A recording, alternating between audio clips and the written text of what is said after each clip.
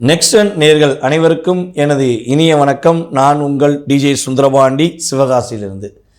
நேர்களே, தற்போது இந்த வீடியோவில் என்ன பார்க்க போகிறோம் அப்படின்னா, தமிழ் மாதங்களில் அனைவராலும் ஒரு வரவேற்கக்கூடிய மாதம், ஒரு அற்புதமான மாதம். என்ன மாதம்னா நம்மளுடைய ஆடி மாதம் தான். இந்த ஆடி மாதத்தோடைய மாத பலன், ஒவ்வொரு ராசிக்கான பொது பலன்களை நம்ம பார்க்க போகிறோம். அதற்கு முன்பு இந்த ஆடி மாதம் எந்த தேதியில், ஆங்கில தேதிக்கு எந்த தேதியில் பிறக்குது, ஆங்கில மாத தேதிக்கு எத்தனாம் தேதி வரையும் இருக்கிறது என்பதை ஃபஸ்ட்டு தெரிஞ்சுக்கிறோம். அதாவது ஜூலை மாதம் 17ஆம் தேதி 2025 முதல் ஆகஸ்ட் மாதம் 16ஆம் தேதி வரையும் நம்மளுடைய தமிழ் மாதமான ஆடி மாதம் இருக்கப் போகிறது. இந்த ஆடி மாதம் பார்த்திங்கன்னா, சூரிய பகவான் கடக ராசிக்குள் உள்ளே நுழையும் மாதமே ஆடி மாதம்.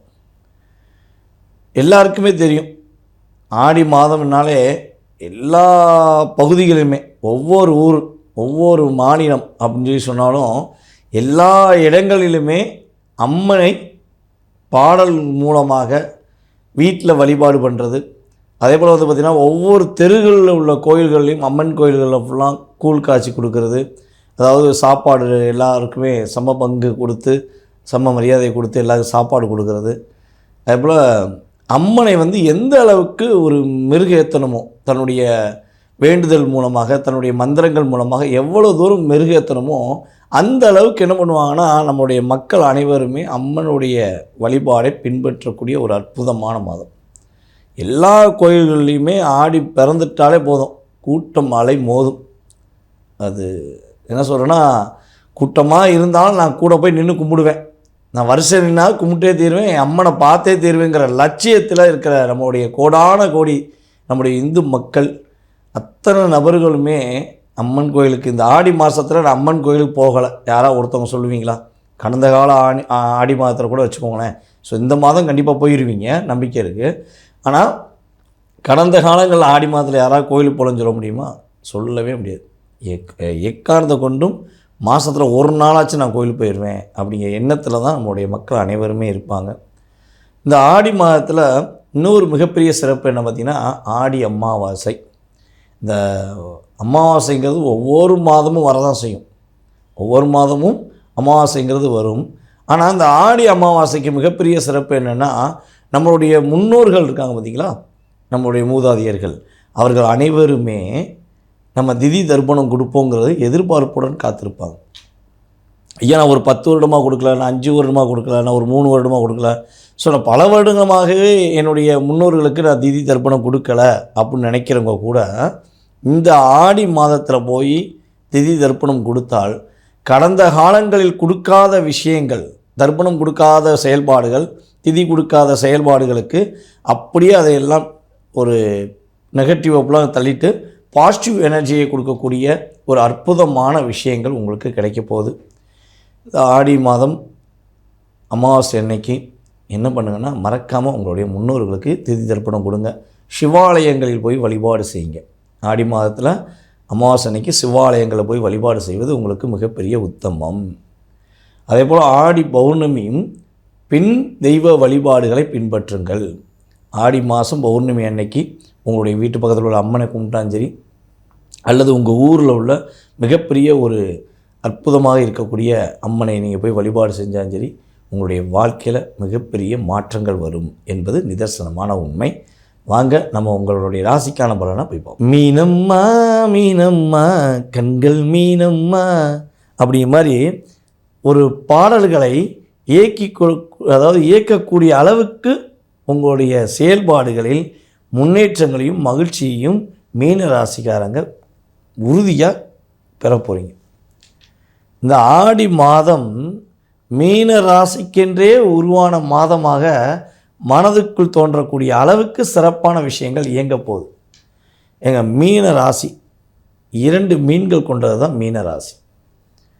அதே மாதிரி தான் நீங்கள் இந்த மாதத்தில் 2 விதமான சிந்தனைகளுடன் 2 விதமான புதிய துவக்கங்களை உருவாக்கக்கூடிய ஒரு அற்புதமான சூழ்நிலைகள் உண்டு.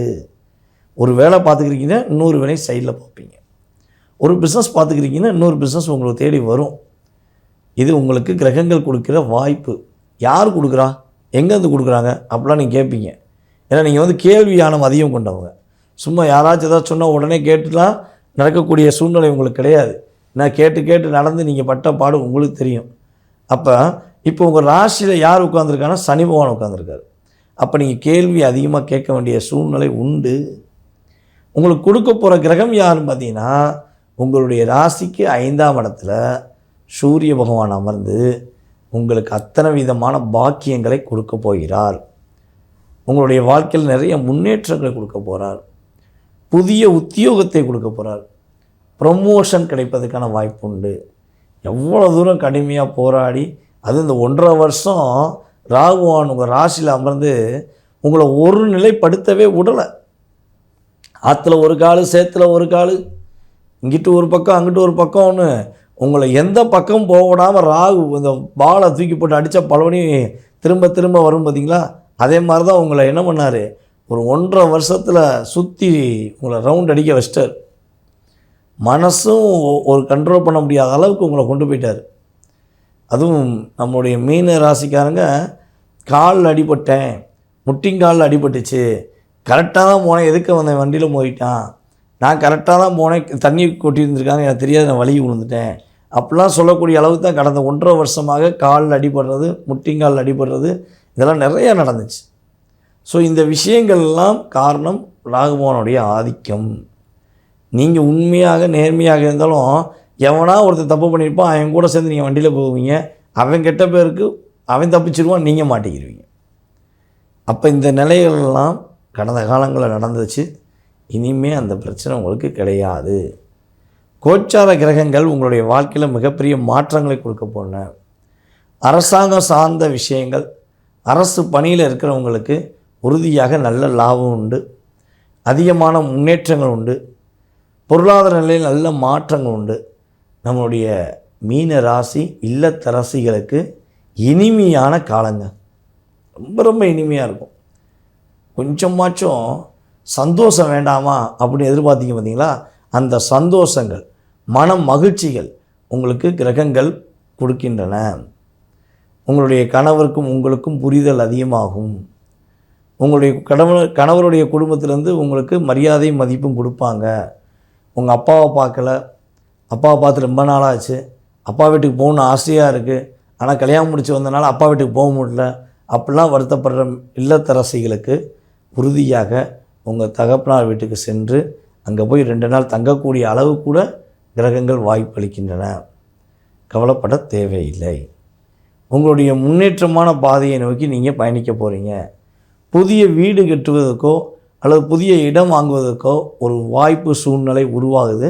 நீங்கள் அதை சரியான முறையில் வாஸ்து ரீதியாக கரெக்டாக இருக்கான்னு செக் பண்ணிவிட்டு மட்டும் வாங்கிட்டீங்கன்னா லாபங்கள் அதிகரிக்கும், முன்னேற்றமான பாதை உருவாகும் என்பது உண்மை. வியாபாரத்தில் வெற்றி உண்டு, ஆனால் வியாபாரத்தில் ஒரு கவனம் செலுத்தணுங்கிறதையும் சொல்கிறேன்.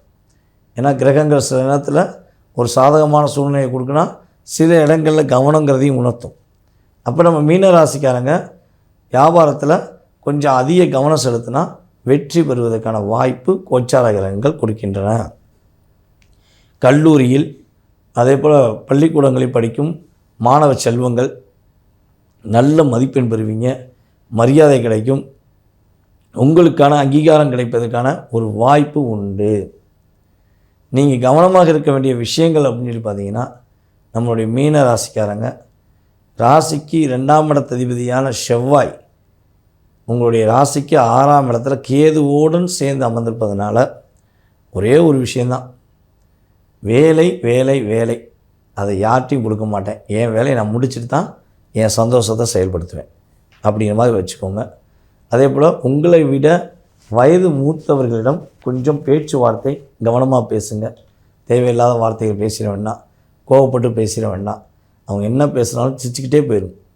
ஸ்மைலிங் உங்களுடைய இலக்கணம். சிரித்து சிரித்து செயல்படுத்துங்க. எக்காரணத்தை ஒன்றும் முறைச்சி மட்டும் யார்ட்டையும் பேசிடாதீங்க. ஏன்னா நீங்கள் இன்றைக்கி முறைச்சி பேசுனீங்கன்னா அடுத்த மாதம் உங்களை அவங்க என்ன பண்ணுவாங்கன்னா பயங்கரமாக பிளான் பண்ணி லாக் பண்ணிடுவாங்க.